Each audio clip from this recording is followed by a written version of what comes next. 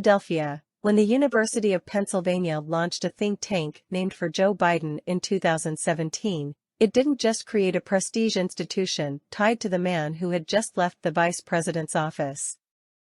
It also created a landing spot for many longtime Biden advisors in the time between when he left the White House and then ran for president. The center is now drawing scrutiny from House Republicans as they ramp up investigations into the Democratic president, in large part because of classified documents found in November at the Washington, D.C. offices of the Penn Biden Center for Diplomacy and Global Engagement. House Republicans have asked for more information about the center's funding sources, pointing, in part, to the salaries paid to employees who later became Biden administration officials. Here are officials who worked at the Biden Center and then joined the administration, often after having also worked with Biden when he was vice president. Antony Blinken. Blinken was a longtime senior Biden aide, including serving as his national security advisor when Biden was vice president. He was the Biden Center's managing director from May 2017 to June 2019, and is now Biden's Secretary of State. Blinken's public disclosures show the Biden Center paid him $79,666 in the first 6 months of 2019. Steve Ricchetti.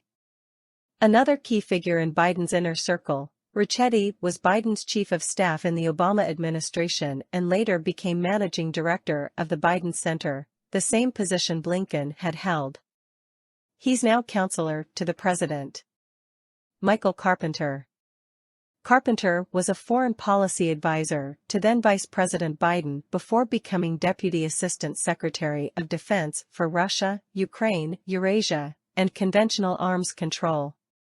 He also served as the center's managing director and disclosed $208,183 in salary from Penn over 16 months, according to his federal financial disclosure form. He is now the U.S. ambassador to the Organization for Security and Cooperation in Europe. Colin Kahl. Kahl was Deputy Assistant to President Barack Obama and National Security Advisor to Biden when Biden was Vice President. He later became a strategic consultant to the center and is now Under Secretary of Defense for Policy. He listed $185,317 in pay from the center over 2 years, before rejoining the federal government. Brian McKeon. A longtime Biden confidant, McKeon served as Deputy National Security Advisor to Biden when Biden was Vice President, along with holding other top positions in the Obama administration. McKeon became a senior director at the Penn Biden Center, and was then the Department of State's Deputy Secretary of State for Management and Resources in the Biden administration. He left that post in December. Jeffrey Prescott. A Deputy National Security Advisor in Biden's vice presidential office, Prescott then became a strategic consultant at the center. He's now Deputy to the U.S. Ambassador to the United Nations. Spencer Boyer. Another Obama administration alum, Boyer was a senior fellow at the Biden Center and is now Deputy Assistant Secretary of Defense for European and NATO Policy.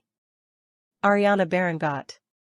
She was the Biden Center's founding Director of Programs, Partnerships, and Strategic Planning after working in the Obama administration, including at the Department of State. She later became a senior advisor to Biden National Security Advisor Jake Sullivan. Juan Gonzalez. A one-time special advisor for Biden in the vice president's office, Gonzalez was a senior fellow at the Biden Center and is now a special assistant to the president and senior director for the Western Hemisphere on the National Security Council. Carlin Reichel. She was communications director for the Biden Center and later became a speechwriter on the National Security Council. Bill Russo. A former Blinken aide, Russo helped launch the Biden Center and worked on some of its early student programming before becoming a top communications aide on Biden's presidential campaign.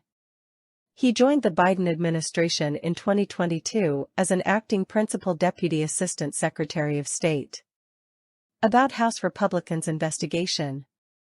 Republicans on the House Oversight Committee sent a letter to Penn last week asking questions about the Biden Center as part of the GOP efforts to investigate the Democratic president. Along with asking questions about its funding, they pointed to the connections between the center's staff and the Biden administration. The White House has not responded to multiple requests for comment on the GOP investigation, while Penn said last week the center was entirely paid for through university funds and that the school overall is fully compliant with federal law regarding the reporting of foreign gifts and contracts. Penn did not respond to requests for comment on the center's staffing. Republicans have asked if donations originating in China helped pay for the Biden initiative, but Penn said the center has never solicited or received any gifts from any Chinese or other foreign entity.